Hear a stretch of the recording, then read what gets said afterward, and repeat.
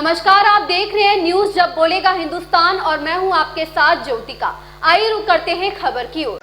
सीतापुर में नगर निकाय चुनाव संपन्न हो चुका है। 13 मई को परिणाम आएंगे, किंतु सीतापुर में मत प्रतिशत कम होने की वजह से सारे आंकड़े लोगों के फेल होते नजर आ रहे हैं। तो वहीं डॉक्टर संतोष सक्सेना का कहना है कि सीतापुर में कोई ऐसा प्रत्याशी ही नहीं था जिसको जनता लाइक करती, इसलिए मत प्रतिशत कम पड़ा है। डॉक्टर संतोष सक्सेना प्रशासन पर आरोप लगाते हुए कहा कि मतदाता जागरूकता रैली निकाली जाती है, मतदाताओं को जागरूक किया जाता है, किंतु प्रशासन द्वारा ऐसा कुछ भी नहीं ठीक से किया जाता है, जिसकी वजह से नागरिक अपने मत के प्रयोग के विषय में नहीं जान पाते हैं और यही कारण है जो नगर निकाय चुनाव में सीतापुर में मतदान कम हुआ, उसमें सीधे सीधे जिला प्रशासन की बहुत बड़ी लापरवाही है या विचारणीय है।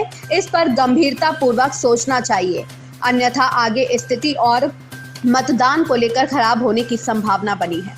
डॉक्टर संतोष सक्सेना ने कहा कि सीतापुर में प्रत्याशियों को लेकर के जनता असमंजस में थी। यह भी एक कारण सामने नजर आ रहा है। जो वर्तमान में चुनाव लड़ रहे हैं वह जनता के समझ के परे थे, इसलिए जनता ने इग्नोर करते हुए उन्हें अपने मत का प्रयोग ही नहीं किया, जिससे वोट का प्रतिशत कम पड़ा। डॉक्टर संतोष सक्सेना ने स्पष्ट शब्दों में कहा कि जो छोटा वर्ग है वह तो लाइन में लगकर अपना वोट कर देता है, किंतु बड़ा वर्ग अपने कमरों में बैठकर राजनीति करता है। यह भी एक विशेष कारण है जो वोट मत कम पड़ा। आइए जानते हैं क्या है नगर निकाय सीतापुर चुनाव की कहानी। सुनिए डॉक्टर संतोष सक्सेना की जुबानी। सीतापुर जिले से अनुभव शुक्ला की रिपोर्ट। स्थिति परिस्थिति ऐसी होती है तो बड़े शर्म की बात होती है।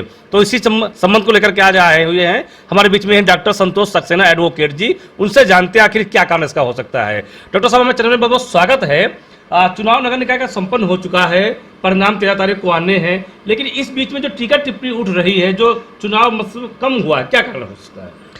देखिए, सबसे पहली बात तो ये है कि ये जो निकाय चुनाव संपन्न हुए हैं, ये एक तरीके से शहर की सरकार होती है और जिस तरीके से प्रदेश और केंद्र की सरकार का जब चुनाव होता है तो उसमें मतदाता जागरूकता रैली निकाली जाती है, मतदाताओं को जागरूक किया जाता है और जो हमारे शहर की सरकार का जो चुनाव हुआ है, इसके लिए देखा जाए तो कोई मतदाता जागरूकता रैली निकाली ही नहीं गई है, जबकि चुनाव में जिस तरीके से हर विद्यालय की गाड़ियां चुनाव कार्यों में लगा दी जाती हैं, ठीक उसी प्रकार से यदि ये शहरी चुनाव, निकाय चुनाव के लिए हर विद्यालय की हर एक मतदाता जागरूकता रैली निकाली गई होती और सारे मतदाताओं को जागरूक किया जाता कि ये मतदान आपका अधिकार है और इस मतदान को ना करना भी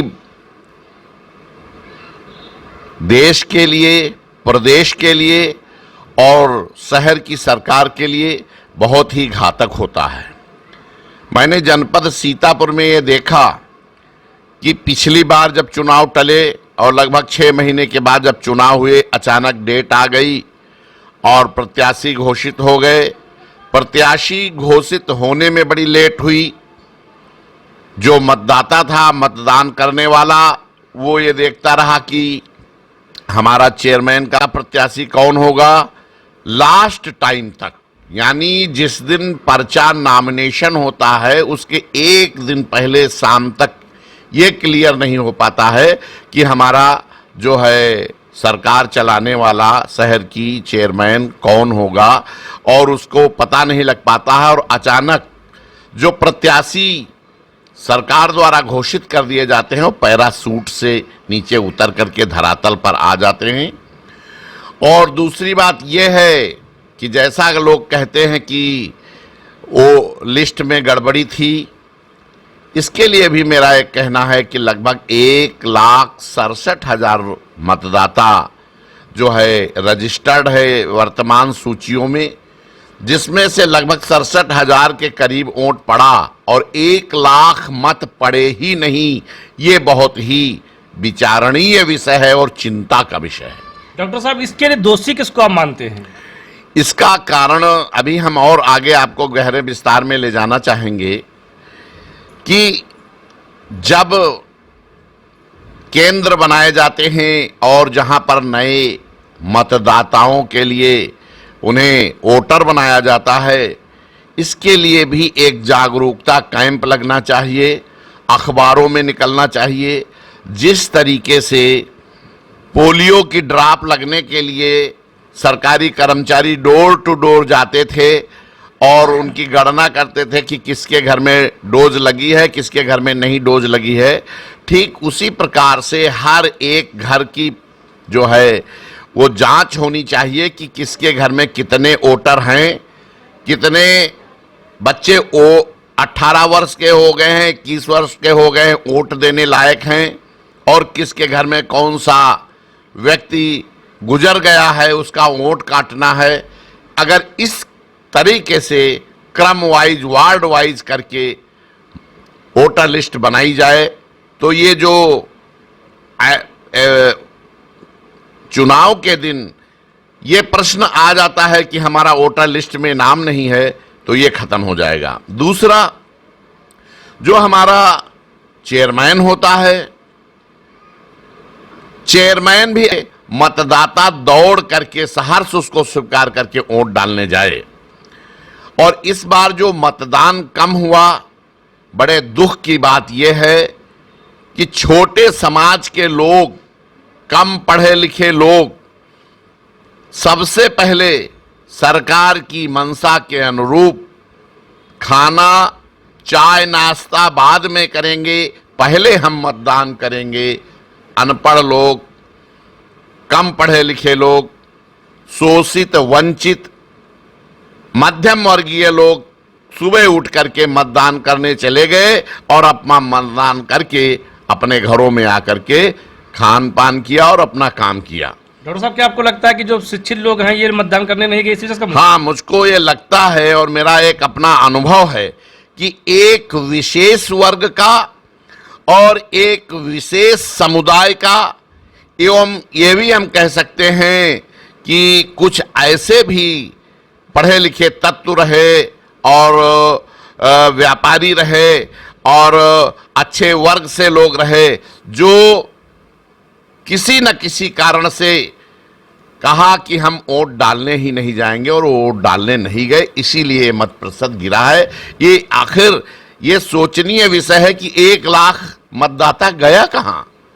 1 लाख मतदाता वोट न डालने का मतलब है कि उसने, जो हमारे सरकार चलाने के लिए नए लोग आए हैं शहर की, उनको या तो वो लाइक नहीं किए इसलिए डालने नहीं गए, या उनके मनों के, उनकी जैसी इच्छा विकास की होनी चाहिए, शहर का विकास होना चाहिए, शहर में बिजली व्यवस्था सही रहनी चाहिए, सड़कें बनी होनी चाहिए, पानी निकास की व्यवस्था होनी चाहिए, मच्छरों से निजात पाने के लिए हर 8वें दिन मच्छर मारक यंत्र के द्वारा जो है दवा छिड़कनी चाहिए, समय से झाड़ू लगना चाहिए, डोर टू डोर कूड़ा उठाने की व्यवस्था होनी चाहिए।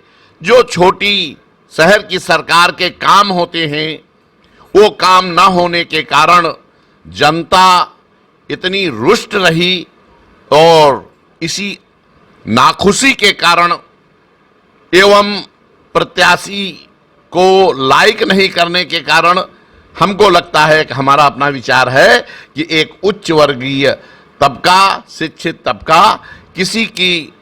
इस खबर में बस इतना ही। मिलते हैं दूसरी खबर में। न्यूज़ जब बोलेगा हिंदुस्तान।